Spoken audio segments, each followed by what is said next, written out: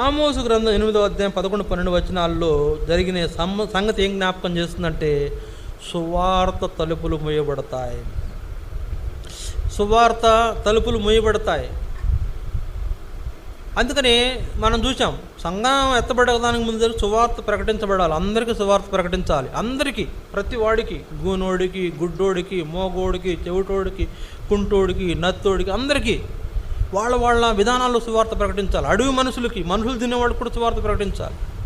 ఒకసారంట ఒక సేవకునికి దేవుడు అన్నాడంట, నువ్వు పలానా అడవులోకి పో అన్నాడంట. ప్రభువా, అడవులోకి వెళ్ళి సువార్త చేయాలన్నాడంట. ప్రభువా, అడవిలో సువార్త ఏంటి? అడవులు ఎవరుంటారు అన్నాడంట ఆయన.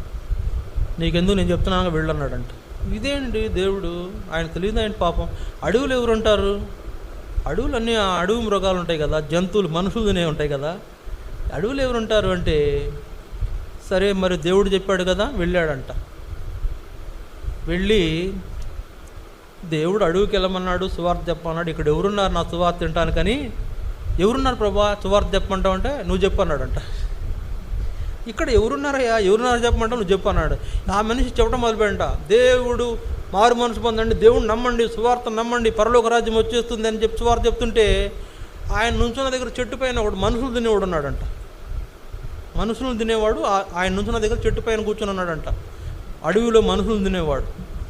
గమనించారా? అడవిలో మనుషులు తినేవాడు. మనుషులు తినేవాడు అంటే వాళ్ళకి నాగరికత తెలియదు, మన భాష తెలియదు, వాళ్ళకి అసలు భాష కూడా రాదు. అక్కడికి పోయి సువార్త చెప్తున్నాడంట. మరి వాడికి ఏమర్థమైందో తెలియదు, కానీ మనుషులు తినేవాడు ఆ సువార్త విని మారు మనసు పొందాడంట. అంటే ఇప్పుడు చెప్తున్న సువార్త ఎలాంటి వాళ్ళకైనా, ఏ విధంగానైనా, రకరకాల పద్ధతుల్లో సువార్త ఉంది. ఇప్పుడు మాటలు రాని వాడికి సువార్త ఉంది, వినపడిన వాడికి అర్థమయ్యే సువార్త ఉంది. ఇప్పుడు మనుషులు తినేవాడు కూడా సువార్త ఉంది. మనుషులు తినేటువంటి అడవి మనిషి కూడా సువార్త వినిపించి వాడు కూడా రక్షించబడడానికి దేవుడు సేవకుడిని వాడుకున్నట్లు రకరకాల పద్ధతుల్లో సువార్త చెప్పే తరడం ఇది. ఆ రోజుల్లో ఇప్పుడు ఈ సువార్త ద్వారాలు మూయబడతాయంట, సువార్త తలుపులు మూయబడతాయంట.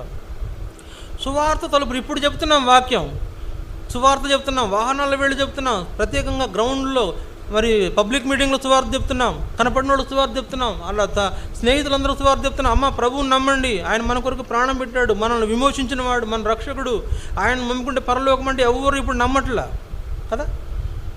సువార్త అందుబాటులో ఉన్నప్పుడు నమ్మట్లా. సువార్త ఇప్పుడు అవైలబుల్గా ఉంది. పత్రిక ఇమ్మంటే ఇస్తాం, చెప్పమంటే చెప్తాం, టీవీ చూపించమంటే చూపిస్తాం, దేంట్లోనైనా దాంట్లో సువార్త వినిపిస్తున్న దినాల్లో ప్రజలు సువార్త నమ్మని వారు